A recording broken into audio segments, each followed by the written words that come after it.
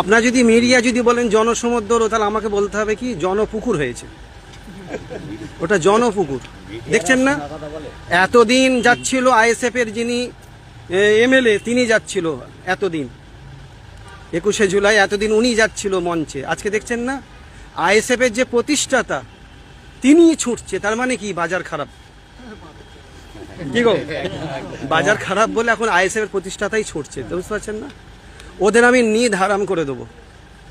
বিজেপির B team, বিজেপিকে সুবিধা করার জন্য ওরা উঠে পড়ে লেগেছে। বিজেপির পাটাকে শক্ত করতে হবে। এসব ধান্দা আমি বন্ধ করে দেবো ইনশাল্লাহ। পোলটা খোলা দরকার।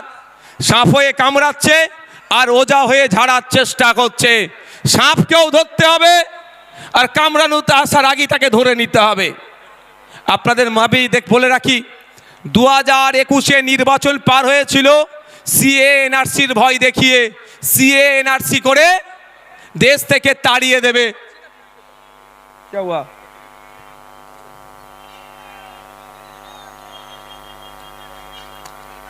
সংগ্রামী যৌথ মঞ্চে যে মঞ্চ আছে তার উপরে ছেলেরা উঠে গেছে। নামে যাও ভাই, এই ওপরে যারা উঠেছো নামে যাও, একদম একদম নেমে যাও। এটা অনৈতিক কাজ, নেমে পড়ো চাল থেকে। শোনেন ভাই, এদিকে তাকান।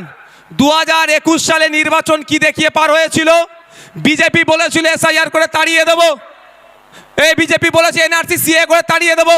আর মমতা ব্যানার্জির দলেরা কি বলেছিল? যে তাড়াতে পারবে না, আমরা আছি। এখনো বলুন, এই 2026-এ নির্বাচন আসছে, এসআইআর করে ভোটাধিকার কেড়ে নেবো গল্প শোনাচ্ছে শুভেন্দু অধিকারী।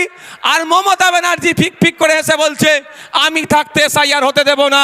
অলরেডি কাগজ নিয়ে আপনাকে আমাকে ছুটাছুটি করতে হচ্ছে। আমার নামও নোটিশ এসে গিয়েছে।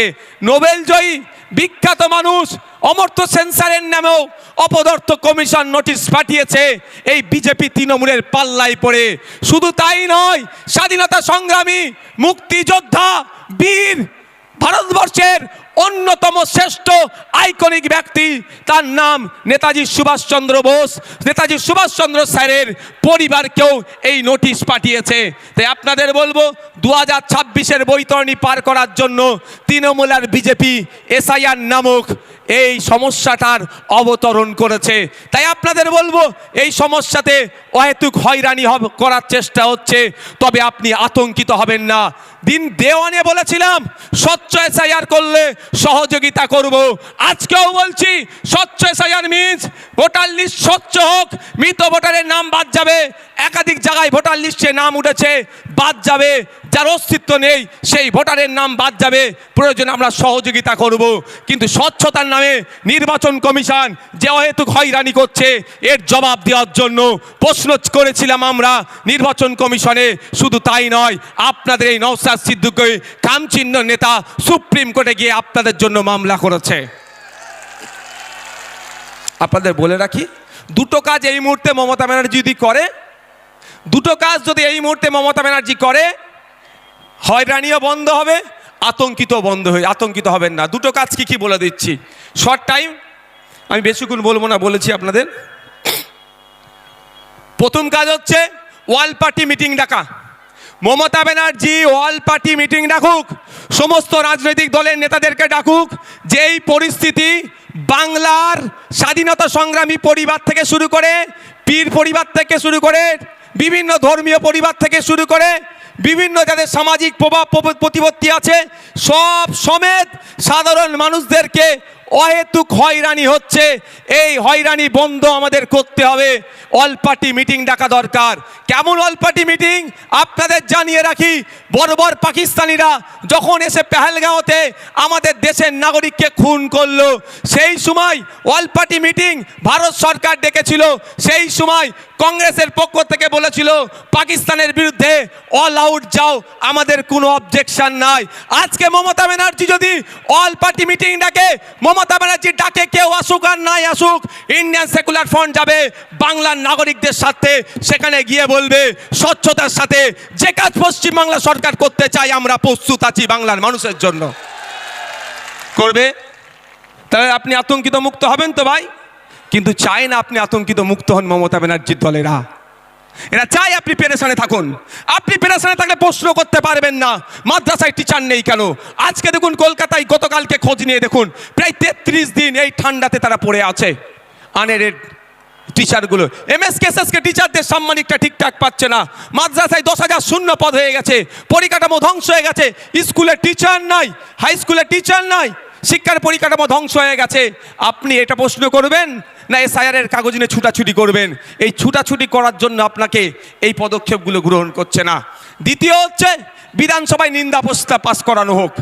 বিধানসভায় নিন্দা প্রস্তাব পাস করানো হোক। যেভাবে অহেতুক হয়রানি করা হচ্ছে এটা অত্যন্ত নিন্দাজনক কাজ। সেখানে নিন্দা প্রস্তাব পাস করানো হোক। সেই নিন্দা প্রস্তাবের কপিটা ইলেকশন কমিশন অফ ইন্ডিয়াকে দিক, আর যে সরকার একটা মামলা করুক সেই মামলাতে কপিটা অ্যাটাচ করে দিক। নিশ্চিতভাবে সুপ্রিম কোর্ট এটার প্রতি বিবেচনা করবে, কারণ বিধানসভার মধ্যে নিন্দা প্রস্তাব পাস করানো মানে পুরো পশ্চিমবাংলার মানুষ এটাকে নিন্দা করছে, এই অহেতুক হয়রানিকে। এটা করবে মমতা ব্যানার্জির সরকার? আওয়াজ দিন একটু।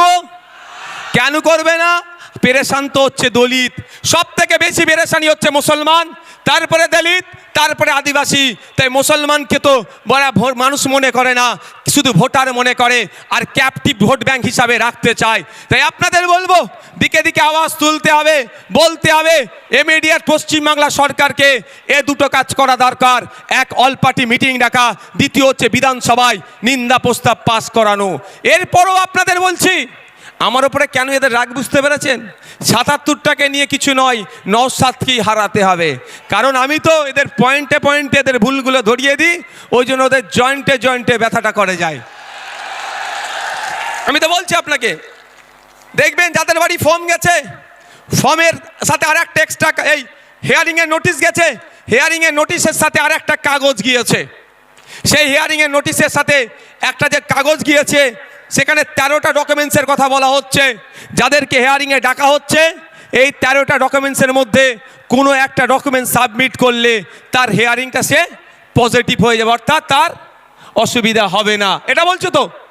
আচ্ছা, আমরা এই এসআইআর নিয়ে এত দুটো মেনলি সমস্যার সম্মুখীন হতে হচ্ছে আমাদের। একটা, টাইম লস হচ্ছে, দাঁড়াতে হচ্ছে, অব্যবস্থা। ওখানে এই গেটের ওখান থেকে সরে যাও, তো এই গেটের ওখান থেকে সরে যাও, গেট থেকে সরে যাও, দেখতে পাচ্ছ না? এই সবার উপরে উঠে বসুন, নিচে বসুন না, বসুন। দুটো জিনিস হচ্ছে তো ভাই। একটা কি, আমার অযথা টাইম দিতে হচ্ছে, ওখানে অব্যবস্থা, ওখানে ঠিকঠাক ব্যবস্থা আমরা পাচ্ছি না, ঘন্টার পর ঘন্টা লাইনে গিয়ে দাঁড়াতে হচ্ছে। দ্বিতীয় হচ্ছে আমি আতঙ্কিত, তাই তো ভাই, যে আমার কি হবে। কিন্তু এই 13টা ডকুমেন্টসের মধ্যে যদি কারো একটা ডকুমেন্টস থাকে সে আতঙ্ক মুক্ত। আমি ঠিক কথা বলছি তো ভাই? আমি ভাই আতঙ্কিত নই আমার হাতে নোটিশ পাঠিয়েছে বলে। কেন বলুন তো? আর্টিকেল 326 আমার ভোটদানের স্বাধীনতা। 18 বছরের ঊর্ধ্বে হলেই আমি ভোট দিতে পারবো, আমি ভারতীয় নাগরিক। আমার এটা কেউ কেড়ে নিতে পারবে না। কারো আশীর্বাদে যেমন কেউ অন্যায়ভাবে রাখতে পারবে না, কারো অভিশাপে কেউ অন্যায়ভাবে কেড়ে নিতে পারবে না। যাক, আমি আপনাদের বলি, এই নোটিশের 6 নম্বর পয়েন্টটা দেখুন কি লেখা আছে। 6 নম্বর বলা হচ্ছে, রাজ্যের উপযুক্ত কর্তৃপক্ষ প্রদত্ত স্থায়ী বসবাসের প্রমাণপত্র বা শংসাপত্র, অর্থাৎ পশ্চিমবাংলা সরকার তার কর্তৃপক্ষকে দিয়ে আপনার হাতে যদি রেসিডেন্স সার্টিফিকেট তুলে দেয়, তাহলে আপনি হিয়ারিংয়ের নোটিশে গিয়ে ওটা দিলেই আপনি হিয়ারিং, আপনার কোনো আর চিন্তার কারণ থাকবে না। কিন্তু সরকার একবারও এটা দেবে বলেছে? একবারও বলেছে যে তোমরা হয়রানি হয়ে না, তোমরা আতঙ্কিত হয়ে না, আমি তোমাদের সরকার, যে আমি তোমাদের ব্যবস্থা করে দেবো। তাই আপনাদের বলি, আপনারা 2021 সালে অনেকে ভাঙড় ছাড়া, অনেকে কি হবে না হবে ভেবে ভোট দিবার ইচ্ছা গেলেও ভোট দেননি। কিন্তু আপনাদের বলছি, আজকে যদি এটা সংযুক্ত মোর্চার সরকার চলতো তাহলে এই হয়রানি হতো না। তারপরেও যদি হয়রানি করার চেষ্টা করতো, আমরা বাড়িতে বাড়িতে এই রেসিডেন্স সার্টিফিকেটটা তৈরি করে পৌঁছে দিতাম। বাড়িতে থাকো, তোমার বাড়িতে আমরা কাগজ পৌঁছে দেবো। রাজ্য সরকার চাইলে যেভাবে দুয়ারে সরকার করছে, সেরকম বাড়িতে সরকার পৌঁছে দিতে পারতো। খামে ভরে এনাও তোমার রেসিডেন্স সার্টিফিকেট, যাও তুমি গিয়ে হিয়ারিংয়ের টেবিলে দাও, তোমার হিয়ারিং পাস হয়ে যাবে, তোমার ভয় নেই। এটা করেছে রাজ্য সরকার? এটা জানতে হবে আমি প্রথমেই বলি, শুভেন্দু অধিকারী আমাকে আপনাকে ভোটাধিকার কেড়ে নেওয়ার চক্রান্ত করছে। তাহলে চক্রান্ত করলে চক্রান্তের জবাব দিতে হবে তো। কেউ যদি বুনো হোল হয় তাহলে বাঘা তেঁতুল হতে হবে তো ভাই। তো বাঘা তেঁতুলের ভূমিকা দেখতে পাচ্ছি না। তারপরে চলে আসুন 10 নম্বর পয়েন্টে বলছে, রাজ্য স্থানীয় কর্তৃপক্ষের দ্বারা তৈরি পারিবারিক রেজিস্টার্ড। রাজ্য বা স্থানীয় কর্তৃপক্ষের দ্বারা তৈরি পারিবারিক রেজিস্টার্ড 2011 সালে আইসিডিএস কর্মীদের দিয়ে তথ্য তোলা হয়েছিল, এই পারিবারিক রেজিস্টার্ড সেখানে আছে।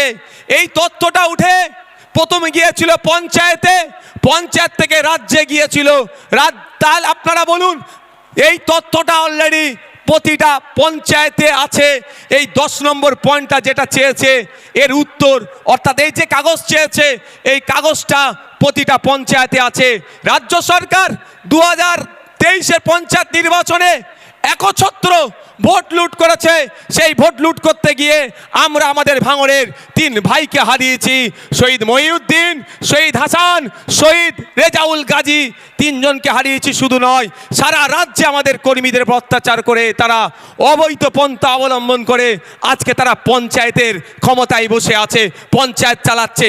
সেই পঞ্চায়েতের মাধ্যমেই যদি প্রতিটা বাড়িতে বাড়িতে এই তথ্যটা 10 নম্বর যে পয়েন্ট আছে পারিবারিক রেজিস্টার যদি পৌঁছে দেয়, ওটা নিয়ে আপনি যখনই হিয়ারিংয়ের টেবিলে যাবেন আপনাকে অফিসার আর কিছু দ্বিতীয় প্রশ্ন করার সুযোগ পাবে না। ওটা জমা দেবেন, জমা দেওয়ার পরে আপনার হিয়ারিং কমপ্লিট হয়ে যাবে।